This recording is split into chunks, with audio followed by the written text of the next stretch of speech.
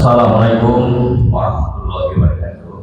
Bismillahirrahmanirrahim. Alhamdulillahirabbil alamin. Wassalatu wassalamu ala asyrofil anbiya'i wal mursalin wa ala alihi washabihi ajmain. Asyhadu an la ilaha illallah wa la syarika lah wa asyhadu anna Muhammadan abduhu wa rasuluh. Bapak Ibu jamaah Masjid Al-Makin yang kami hormati, pagi ini kita sehadir di Masjid Al-Makin ini ialah dengan rahmat Allah SWT. Dan untuk itu selawat dan salam al-popular disampaikan kepada Tuhan alam. Nabi sallallahu alaihi wasallam dengan Allah Subhanahu wa ta'ala. Bapak Ibu yang kami hormati, pagi ini kita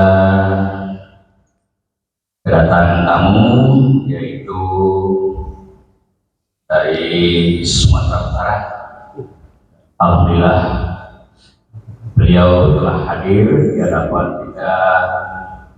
Mudah-mudahan pagi ini kita akan mendengarkan tausiah dari beliau, yaitu adapun subuh ini penceramahnya yaitu Pak Ustaz Rahmat Sahbuki Ramli dari Pondok Pesantren Humairah Laburan, Sumatera Utara. Alhamdulillah beliau telah hadir di hadapan kita semuanya. Mudah-mudahan nanti kita bisa mendengarkan tausiah yang diberikan oleh beliau, dan selanjutnya waktu dan tempat pada beliau. Silakan.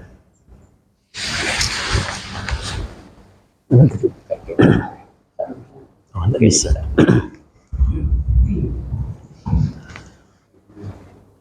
A'udzubillahi minasyaitonirrajim. Bismillahirrahmanirrahim. Assalamualaikum warahmatullahi wabarakatuh.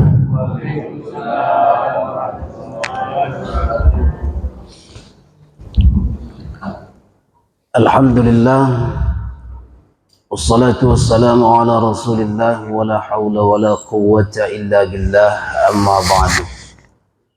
Asyhadu an la ilaha illallah wahdahu la syarika lah, wa asyhadu anna Muhammadan abduhu wa rasuluhu allazi la nabiyya ba'dah.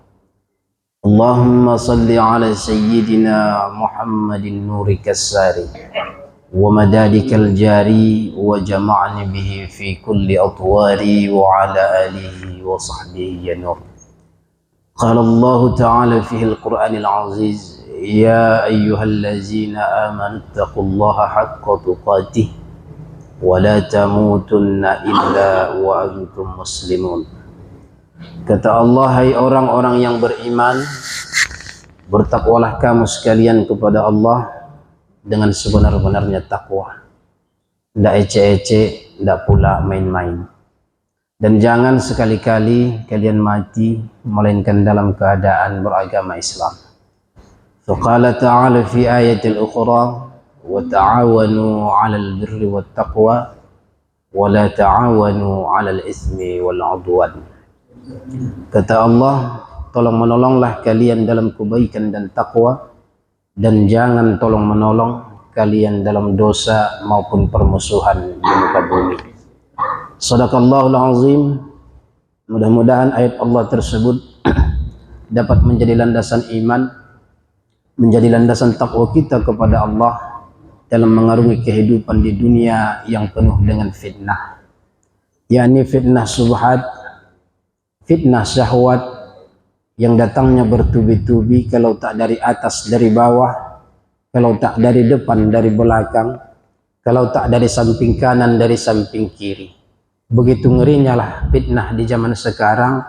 Siapa saja yang tidak berhati-hati akhirnya celakalah nanti di dunia, celaka pula lah di akhirat.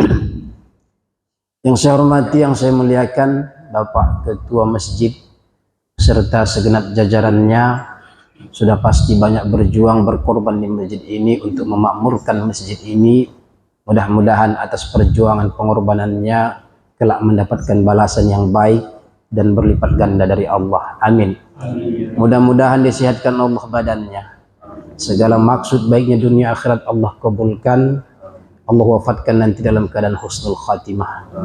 Yang saya hormati, yang saya muliakan, para alim ulama, tokoh agama, tokoh masyarakat, tokoh adat, bapak-bapak, ibu-ibu, hadirin yang tak dapat saya sebutkan satu persatu. Mudah-mudahan di akhirat nanti Allah tempatkan kita di tempat yang terbaik, yakni maqamam mahmudah, tempat yang mulia di sisi Allah Subhanahu wa taala. Amin ya rabbal alamin.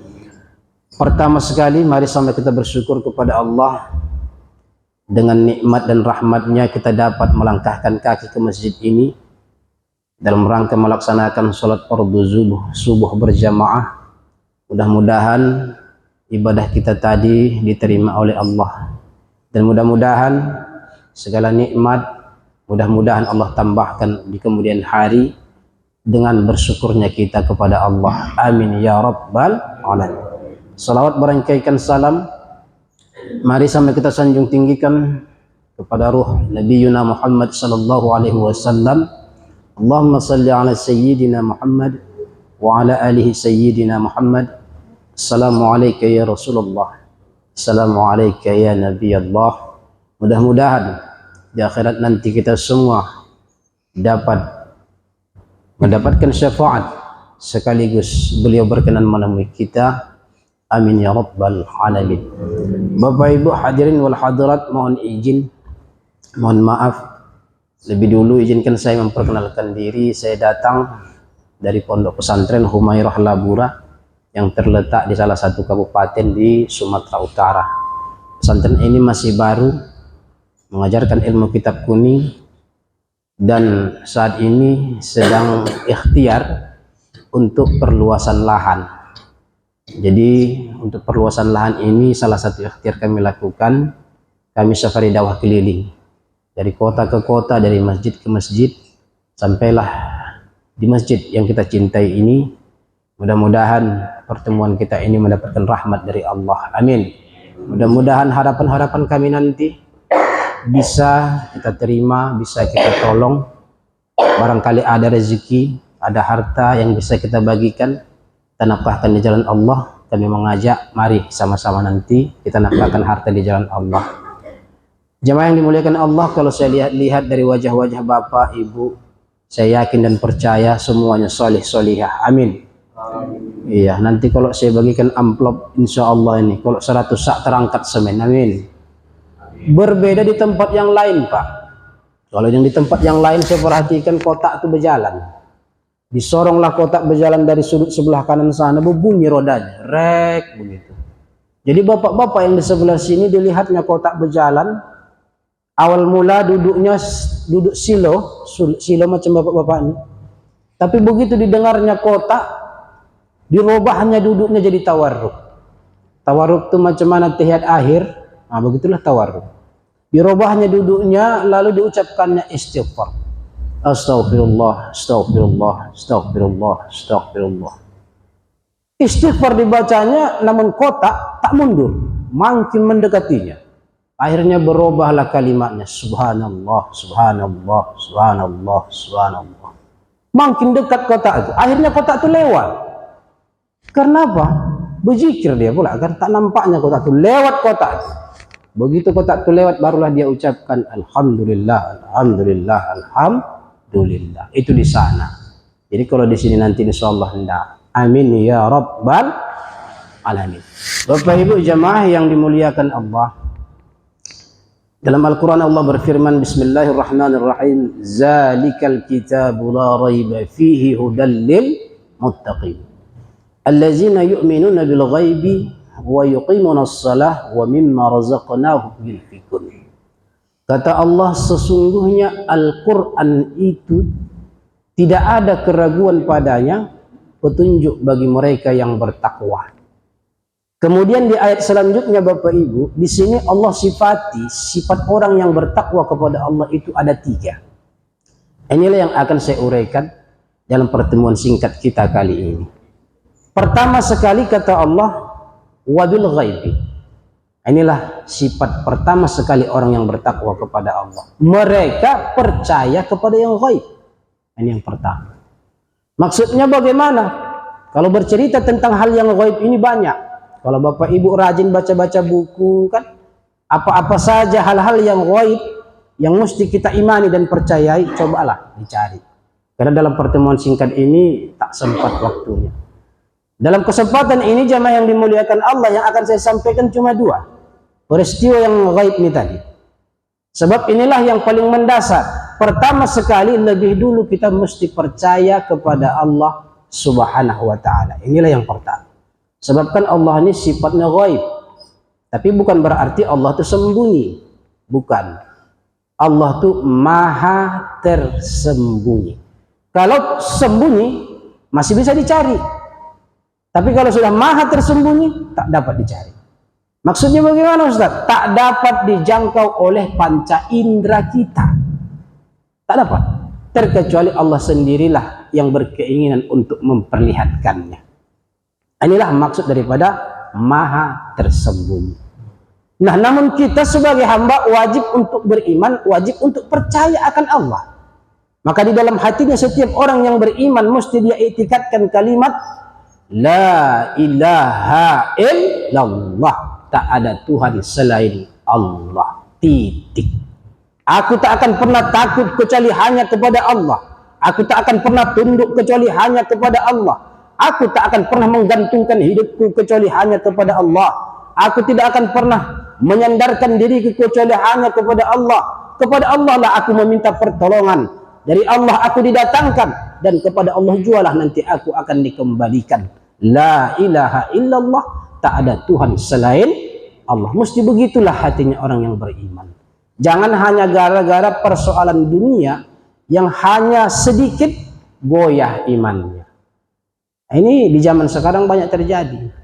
Gara-gara persoalan dunia, perkara dunia, menipis imannya, bahkan nyaris hilang. Kadang-kadang persoalan ekonomi semisal, itu bisa menyebabkan hilangnya iman seseorang. Kenapa?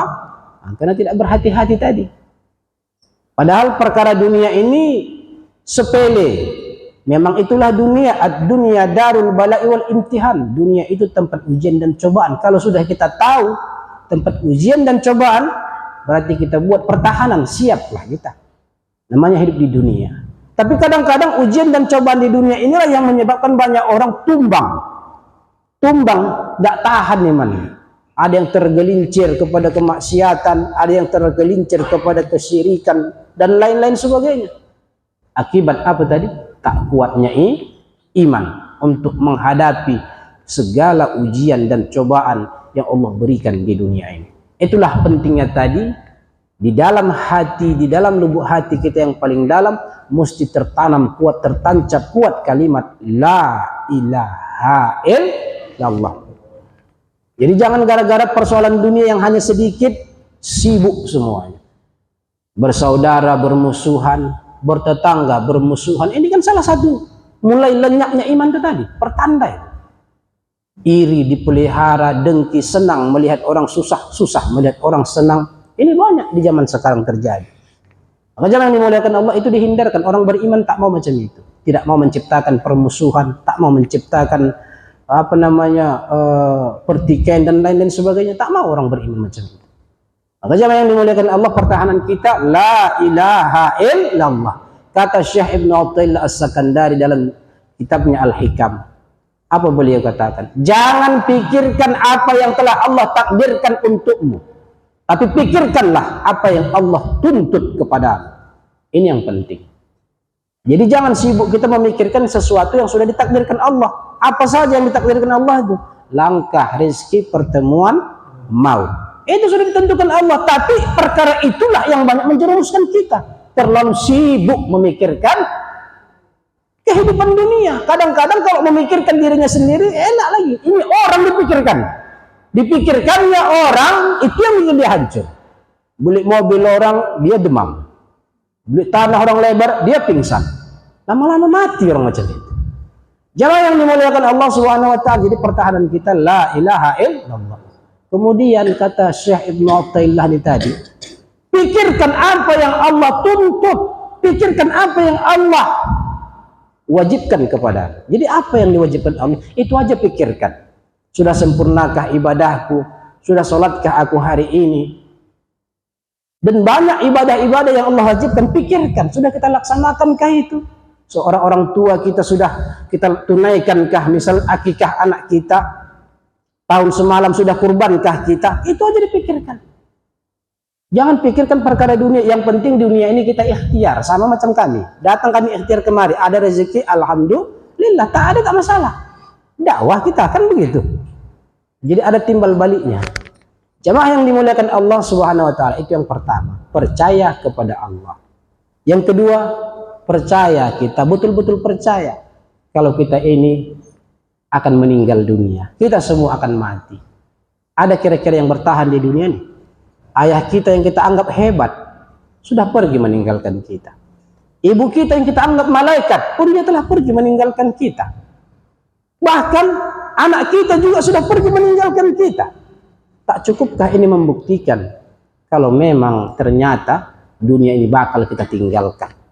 Kullu nafsin za'iqatul maut, kata Allah dalam Al-Quran. Tiap-tiap yang bernyawa pasti akan merasakan mati. Tentu orang yang beriman percaya dia akan kematian. Ini yang menyebabkan dia selalu mempersiapkan bekal menjelang dia dicabut nyawanya. Banyaklah beramal ibadah. Kalau memang mati itu pasti, banyak-banyaklah kita persiapkan bekal.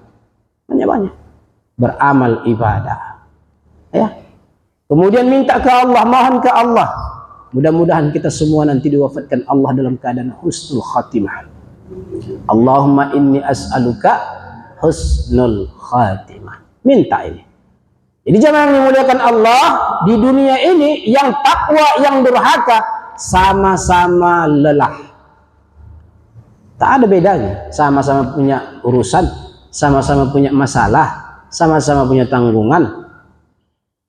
Sama. Yang membedakan nanti bagaimana keadaan kita ketika kita akan meninggalkan dunia ini. Itulah sebab tadi saya sampaikan, minta ke Allah agar kita diwafatkan dalam keadaan husnul khatimah.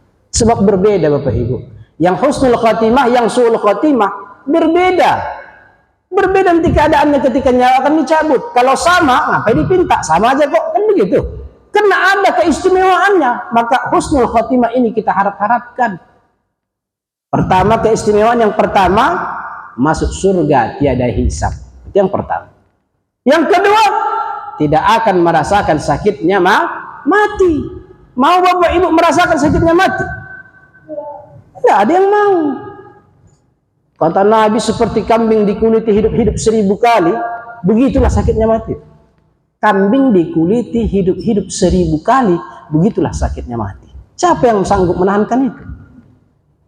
Maka yang dimuliakan Allah, yang husnul khatimah ini insya Allah tidak akan merasakan sakitnya mati. Kalau kita mau baca sejarah, detik-detik ketika Rasulullah nyawanya akan dicabut, jemaah yang dimuliakan Allah, lebih dulu beliau diberi Allah sebuah penyakit yang menyebabkan beliau mesti sakit. Dan rasa sakit yang dirasakan beliau 2 kali lipat lebih sakit dibanding salah seorang di antara kita, orang-orang biasa. Terucap dari bibir Rasul mengatakan ke sahabat, wahai sahabat-sahabatku, rasa sakit yang kurasakan saat ini 2 kali lipat dibanding seorang di antara kalian. Rasa panas yang kurasakan saat ini 2 kali lipat lebih panas dibanding salah seorang di antara kalian. Sakit, Bu. Yang dirasakan Rasulullah itu 2 kali lipat. Kata Rasulullah tadi, seperti kambing dikuliti hidup-hidup 1000 kali, begitulah sakitnya mati. Tapi yang dirasakan Rasulullah 2 kali lipat daripada itu. Terus kita orang awam akan berpikir, masa Rasulullah kok merasakan sakit bahkan 2 kali lipat?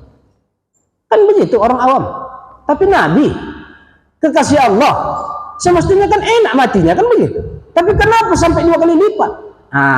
Ini yang mau saya sampaikan, Bu. Itulah rasa sakit yang dirasakan Rasulullah ini, ternyata ada hikmah di balik itu.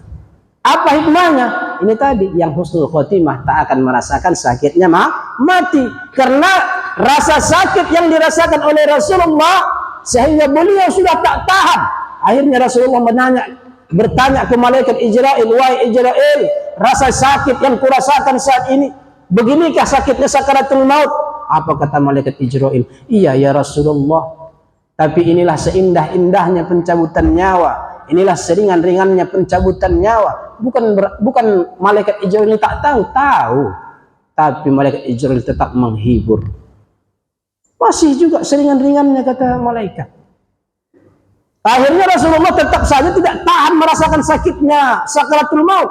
Akhirnya Rasulullah menadahkan tangan memohon ke Allah, ya Allah ya Tuhanku, jikalau begini sakitnya sakaratul maut ya Allah, dan jikalau boleh aku meminta timpakan rasa sakit yang akan dirasakan oleh umatku kelak sepeninggalku, maka akan aku bawa di dalam matiku. Inilah hikmahnya jangan dimuliakan Allah. Rasa sakit yang dirasakan Rasulullah ketika sakaratul maut sampai 2 kali lipat. Didoakannya kita supaya jangan merasakan sakitnya mati. Tapi tak adil kalau kita bilang semua orang. Masa yang durhaka juga sama kan begitu? Beda. Yang tidak merasakan sakaratul maut itu tentulah orang-orang yang beriman, tentulah orang-orang yang matinya dalam keadaan husnul khatimah. Nanti Allah perintahkan malaikat Jibril, wahai Jibril, itu hambaku, hamba yang bertakwa kepadaku. Sudah saatnya kau cabut nyawanya, cabut kata Allah. Ditanya oleh malaikat, dari mana dicabut ya Rabb? Kata Allah, periksa mata.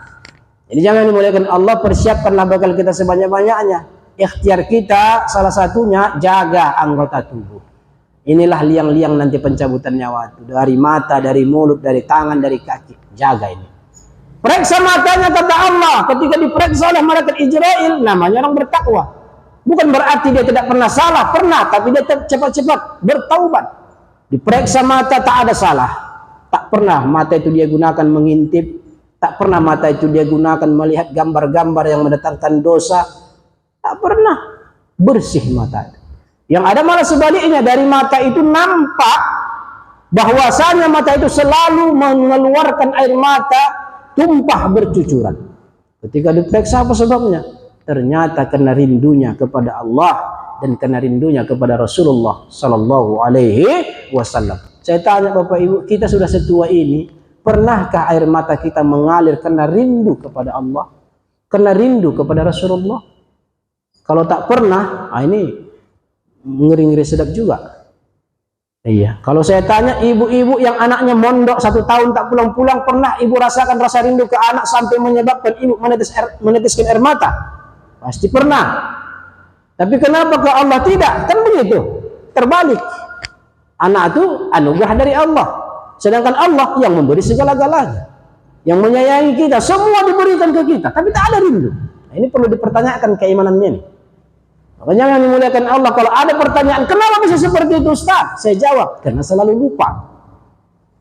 Selalu lupa. Jangan kita mencintai apapun di dunia ini melebihi kecintaan kita kepada Allah dan kepada Rasulullah Sallallahu Alaihi Wasallam. Apabila itu terjadi, bahayalah. Lebih cinta kita pada harta daripada Allah dan Rasulnya, ini bahaya. Tak akan bisa kita rasakan rindu kepada Allah. Jadi cinta itu tidak dilarang, tapi jangan sampai cinta itu melebihi kecintaan kita kepada Allah dan kepada Rasulullah Sallallahu Alaihi Wasallam. Jadi jawabannya karena selalu lupa, selalu lupa. Ingat pun kita kadang-kadang karena azan dikumandangkan. Hayya 'alas shalah.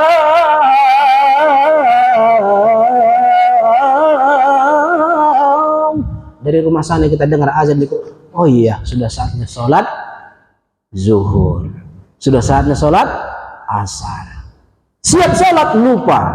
Bagi yang suka menggosip, balik menggosip. Bagi yang suka berjudi, balik berjudi. Bagi yang suka berkelahi, balik berkelahi. Lupa. Jadi jangan dimuliakan Allah. Syaratnya kalau memang cinta kepada Allah, banyak-banyaklah mengingat. Man ahabba syai'an kasura zikru. Siapa yang mencintai sesuatu, ia akan selalu mengingat-ingatnya, mengenang-enangnya. Allah sayang ke kita, diberikan apa yang kita inginkan. Kalau kita cinta ke Allah, maka sering-seringlah ingat Allah. Kerjakan perintahnya, tinggalkan larangannya. Inilah orang yang cinta kepada Allah. Banyak mengingat, biarlah mulut tertutup, tapi hati tetap menyebut. Berzikirlah hati itu. Allah, Allah, Allah, Allah, Allah. Aku pakai subhanallah, boleh Ustaz? Silahkan, yang penting ingat kepada Allah. Ini enggak, mulut tertutup, hati kosong. Jadi akhirnya apa? Perkara dunialah yang mengisi hati kita itu. Uang, pangkat, jabatan. Tengoklah zaman sekarang tuh. Tengoklah Pak zaman sekarang tuh.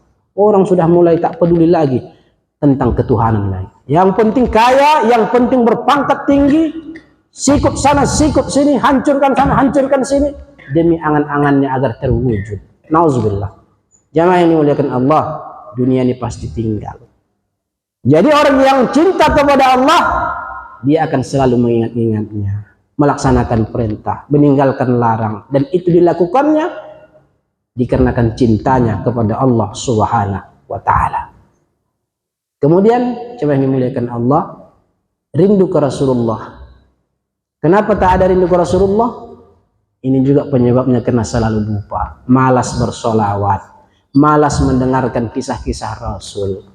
Inilah yang menyebabkan tak ada rindu. Ini yang menyebabkan tak ada rindu. Bagaimana caranya agar tumbuh rindu? Banyak-banyak mengingat. Bagaimana cara mengingatnya? Banyak solawat. Kemudian banyak-banyak baca sejarah Rasul. Bagaimana Rasul berjuang dulu. Ini semua kita ini bisa seperti ini. Semua ini berkah perjuangan Rasulullah. Sampai dalam Al-Quran Allah katakan, laulaka ya Muhammad ma khalaqtul alam. Kalau bukan karena kau ya Muhammad, tak akan kuciptakan ini alam. Bayangkan itu Bu, mulianya Nabi kita itu. Bangga kita punya Nabi macam Rasulullah. Bangga. Oh ternyata karena Nabi Muhammad ini semua diciptakan. Artinya apa? Adanya diri kita ini ada karena Muhammad. Adanya ayah, adanya ibu kita, ternyata itu ada karena Muhammad. Adanya harta kita, ternyata itu ada karena Muhammad. Adanya air yang kita selalu pakai, kita gunakan, kita minum, itu air ada karena Muhammad. Adanya oksigen yang selalu kita hirup setiap saat, ternyata itu ada karena Muhammad. Ini masjid ada karena siapa? Karena Muhammad. Kalau tak berjuang Nabi Muhammad zaman dulu, ada kira-kira masjid? Jangankan masjid, Islam pun tak bakal ada. Kalau tak ada Islam, mana mungkin ada masjid? Itu luar biasa aja perjuangan Rasulullah. Adanya iman karena siapa? Karena Muhammad. Adanya Islam karena Muhammad. Allah tak akan mengenang semua ini kalau bukan karena Muhammad. Kemudian baca lagi sejarah tentang kerinduan Nabi ke kita. Supaya ada perbandingan. Masa aku tak ada rindu ke Rasulullah? Ternyata di masa hidupnya Rasulullah sampai nangis Rasulullah menceritakan kerinduannya. Ke siapa? Ke kita umat akhir zaman. Ketika saya ceritakan Bapak Ibu, di saat Rasulullah berbincang-bincang dengan sahabat, apa kata Rasul ke sahabat-sahabatnya? Wahai sahabat-sahabatku, ana mustakun ila ikhwani. Wahai sahabat-sahabatku, rindu hatiku kepada saudara-saudaraku. Lantas sahabat pun terheran lalu bertanya, Anas na ikhwana. Ya Rasulullah, bukankah kami ini adalah saudaramu? Orang yang mau berjuang, orang yang mau berperang, orang yang mencintai dan mengasihimu. Kami itu ya Rasulullah, kata sahabat. Dengan pedenya, kami itu ya Rasulullah, kata sahabat.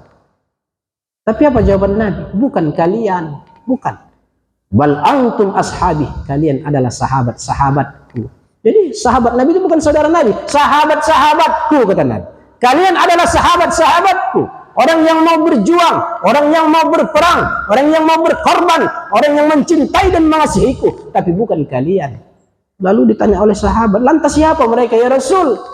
Lalu dijawab oleh Nabi, disinilah Nabi kita menetes air matanya mengalir deras. Lalu mengatakan, ikhwani humul lazina la yarawni walakinnahum yu'minuna bihi. Kata Nabi, mereka adalah orang-orang yang hadir dan lahir di belakangan. Lalu siapa lagi mereka ya Rasulullah, kata sahabat? Kata Nabi, mereka adalah orang-orang yang tak pernah melihat wajahku, tak pernah mendengar suaraku, tak pernah duduk bersamaku, tak pernah sholat bersamaku, tak pernah makan bersamaku, bahkan mereka tidak pernah ziarah ke makamku. Inilah orang yang dirindukan Nabi. Lalu siapa lagi mereka ya Rasulullah, kata sahabat? Kata Nabi, mereka adalah orang-orang yang di dalam hati mereka tetap beriman kepada aku. Lalu yang terakhir, siapa lagi mereka ya Rasulullah, kata sahabat? Kata Nabi, mereka adalah orang-orang yang di dalam hati mereka terdapat rindu yang besar untukku ketimbang untuk kedua ayah dan ibu mereka sendiri. Itu maka saya tanya tadi, adakah rindu di hati kita kepada Rasul? Kalau tak ada, ngeri-ngeri sedap juga lah iman awak itu. Maka dijaga. Nah, jadi mudah-mudahan subuh ini sudah kita dengar kisah ini, nah, ke depan hari meningkatlah kecintaan kita kepada Rasul. Banyak bersolawat. Ibu-ibu sambil di rumah itu kan, sambil mengayun cucu, sambil masak sayur, sambil nyapu rumah, solawatan.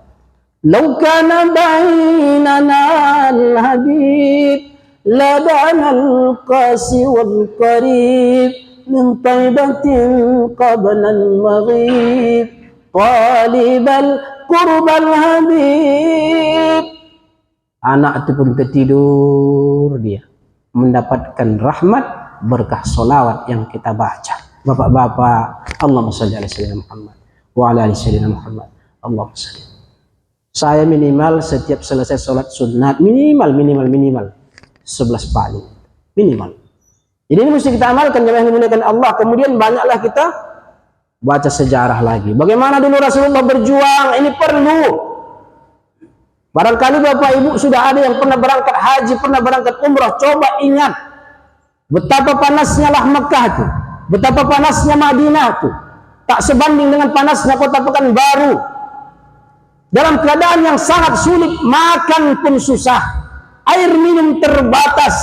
Berangkat Rasulullah dengan sahabat dan para tentaranya ke Tabuk untuk berperang sejauh 770 km untuk memperjuangkan Islam, untuk memperjuangkan iman.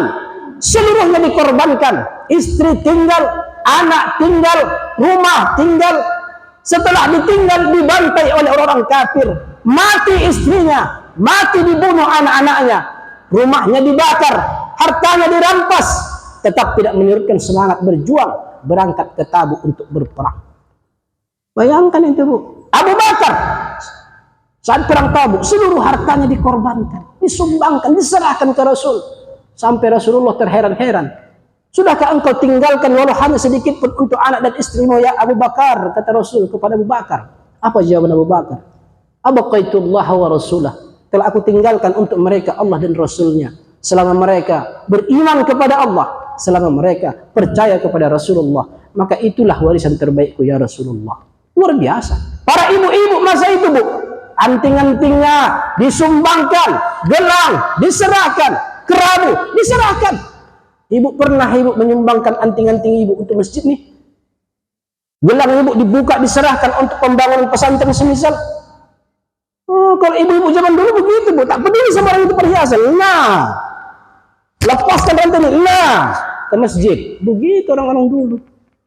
Awak, ya Allah, azan dikumandangkan. Hayya 'alas shalah.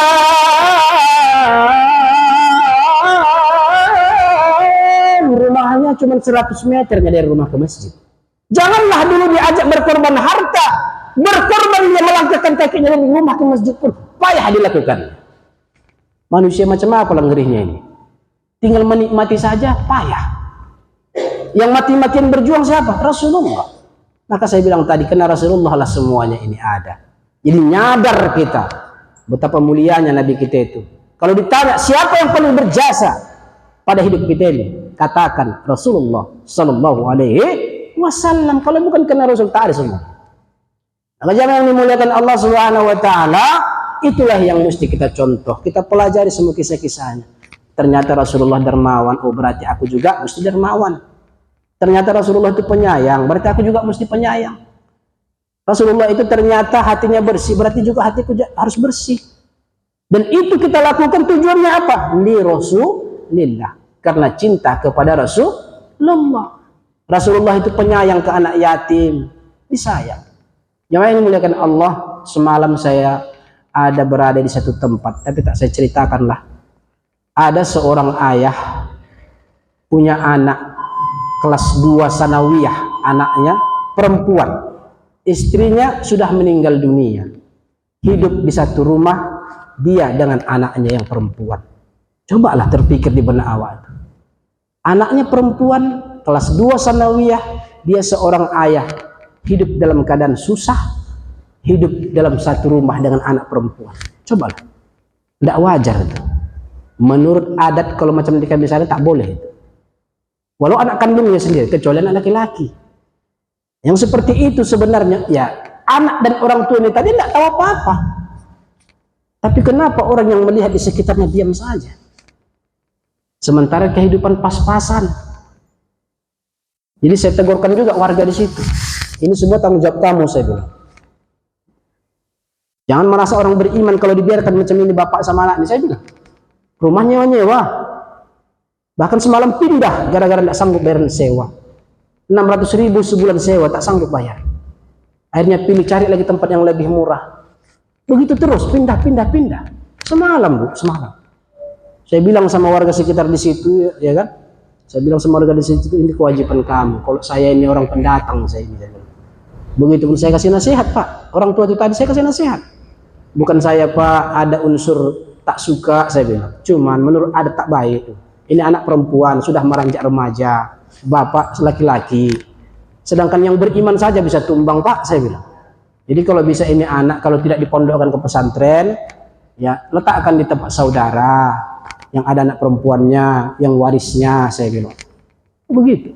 Dan warga di situ saya bilang, dalam kitab Mukasafatul Qulub, ya, diceritakanlah di situ kata Imam Al-Ghazali, jangankan masuk surga, jangankan masuk dalam daftar hamba yang mencintai, jangankan masuk dalam surga, masuk dalam daftar hamba yang mencintai Allah pun tak dia dapatkan. Siapa itu? Orang yang tidak peduli terhadap sesuatu yang ada di sekitarnya. Maka jangan dimuliakan Allah, jangan kita terlalu bangga dengan ibadah kita ini kalau yang kiri kanan kita tak kita pedulikan. Maka itulah saya bilang semalam di sana. Jangankan masuk dalam daftar hamba yang mencintai Allah, kata Imam Al-Ghazali.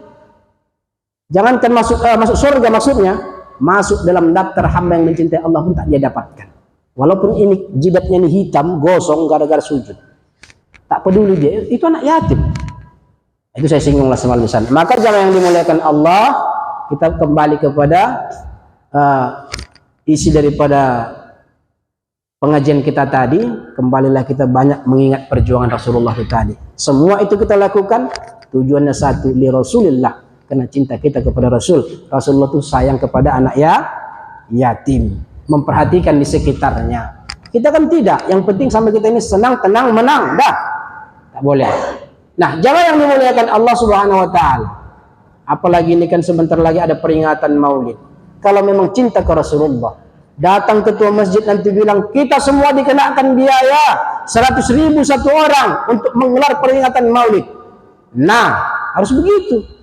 Kalau macam di sana, Pak, tak begitu. Kadang-kadang sudah disebut oleh ketua panitia, dikenakan 100.000 satu orang, ada yang menjawab, banyak kali itu, Pak, katanya. Astagfirullah, untuk nabinya sanggup dia bilang itu banyak kali, padahal uangnya ada.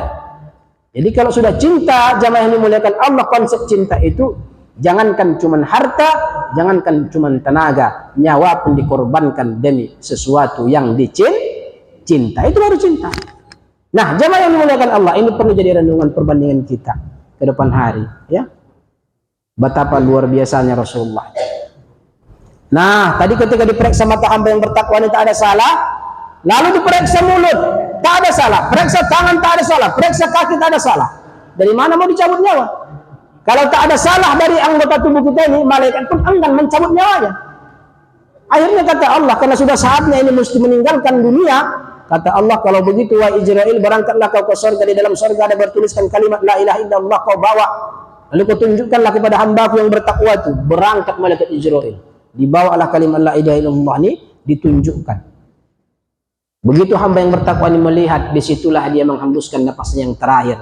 Disitulah dia ucapkan kalimat la ilaha illallah. Itulah husnul khatimah, Bapak Ibu. Ruhnya pun keluar sendiri, bukan dicabut. Mau dicabut tadi, tak ada salah dari mulut, tak ada salah dari mata, tak ada salah dari tangan, tak ada salah dari kaki. Jadi mana mau dicabut? Akhirnya ruh itu keluar dengan sendiri saat selesai dia ucapkan la ilaha illallah. Itulah husnul khatimah. Jadi zaman yang muliakan Allah, kita tak bahas orang yang durhaka, kita hanya bahas orang yang bertakwa. Husnul khatimah untuk memotivasi kita. Setelah meninggal dunia, disemayamkan di rumah, dimandikan, dikafankan, disolatkan, diantar ke pemakaman, lalu dikubur, ditimbun, ditalkin, didoakan. Setelah itu datang dua malaikat. Datang malaikat dengan kasih sayang. Ditanya baik-baik, ma rabbuka wa nabiyyuka. Semua bisa dijawab orang yang bertakwa. Selesai semua pertanyaan dijawab, maka dijadikan Allah lah kuburnya jadi ruangan VIP. Dikasih AC, dikasih lampu, dikasih lantainya permadani, bagian daripada taman-taman surga. Diistirahatkan di alam kubur sampai hari kiamat. Di dunia dia lelah, oke lelah, tapi mati tak merasakan sakit. Di kubur nanti diistirahatkan, tidak diganggu. Nanti dibangkitkan di padang mahsyar. Faman ya'mal mithqala dzarratin khairan yarah, wa man ya'mal mithqala dzarratin syarran yarah. Siapa yang berbuat baik walau seberat zarrah pun. Zarrah itu biji sawi sekecil itu, kebaikan kita lakukan akan mendapatkan balasan dari Allah. Yang takwa tentulah banyak amal baik, itulah yang memasukkan dia ke surga. Yang durhaka itu juga amal buruknya yang masukkan dia ke neraka. Walau itu seberat biji zarrah pun akan mendapatkan balasan dari Allah. Nah, inilah peristiwa yang gaib jamaah yang dimuliakan Allah, mesti kita imani dan percayai. Lalu yang kedua, sifat orang yang bertakwa kepada Allah yang kedua kali kata Allah, wa yuqimunas shalah. Mereka mendirikan salat. Salat ini jangan ditinggalkan. Kalau kita sayang, cinta sama agama kita ini, jangan tinggalkan salat. Dalam rukun Islam, salat ini ditempatkan Allah posisinya nomor 2. Pertama mengucap 2 kalimat syahadat, yang kedua mendirikan salat, yang ketiga puasa Ramadan, yang keempat menunaikan zakat, yang kelima naik haji bagi yang mampu. Kalau 5-5 ini kita fungsikan, umpama memegang sesuatu, maka apa yang kita pegang itu kuat, tak akan bisa lepas. Itulah agama kita. Diobrak-abrik orang tak bakal bisa lepas. Kenapa? 5-5 kita fungsikan. Tapi betapa disayangkan, sudah banyak yang meninggalkan yang 5 ini satu-satu. Yang mampu berhaji tak mau berhaji, tinggal 4. Yang kaya tak mau lagi mengeluarkan hartanya untuk zakat hartanya, tak mau, tinggal 3. Datang Ramadan tak mau puasa, tinggal 2. 2 ini masih bisa dipakai menggenggam, bisa, tapi lemah. Konon ingin kita tinggalkan sholat, maka runtuhlah, hancur, rubuhlah agama kita ini. Jadi jangan tinggalkan sholat. Kemudian sholat itu mesti juga belajar. Jangan asik semangatnya saja yang dipupuk. Wah, sholatlah, sholat. Pokoknya kalau sholat ku dengar-dengar masuk surga. Mana bisa begitu? Mesti belajar juga sholat itu. Orang-orang dulu perkara sholat lebih hebat daripada kita.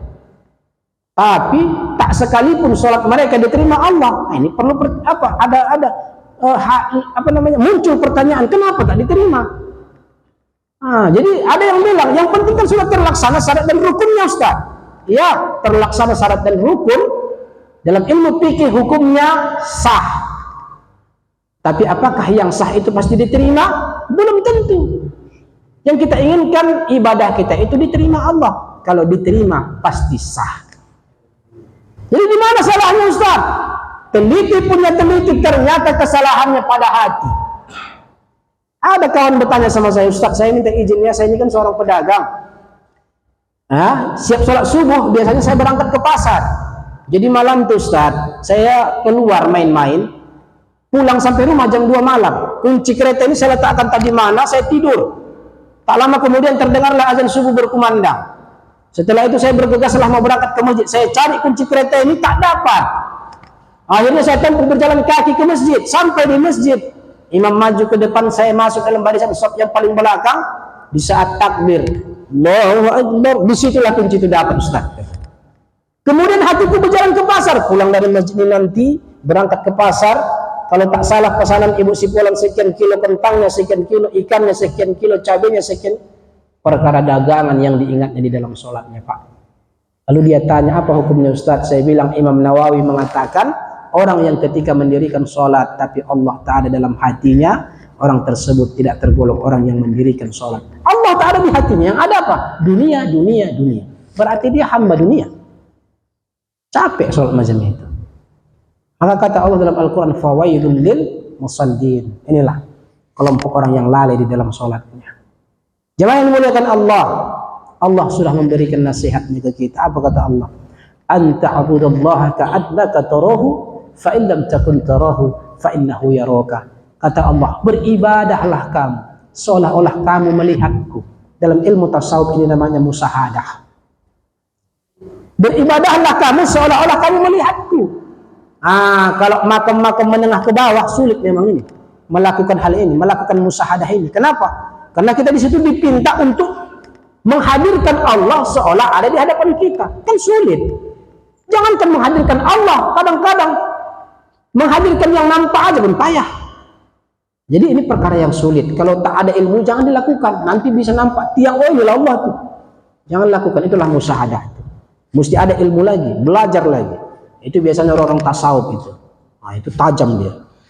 Jadi kalau kita tak mampu macam mana Ustaz? Kata Allah satu lagi, kalau kau tak mampu melihatku, cukup yakini di hatimu, aku melihatmu. Nah, ini yang selamat untuk kita. Ini yang selamat. Allahu Akbar, merasa yakin kita dilihat Allah, yakin kita dilihat Allah. Nah, jadi kalau kita sudah merasa yakin dilihat Allah, berarti hati itu telah hadir. Jadi jamaah yang dimuliakan Allah, kenapa banyak tertolaknya sholat? Karena di saat sholat hatinya tak hadir. Nah, mati Pak. Ya, hati tak hadir. Waktu pun habis ya Pak. Ya, jadi mesti kita hadirkan hati, bermusahadah dan bermuraqabah. Jadi merasa kita selalu dilihat Allah, ini namanya muraqabah.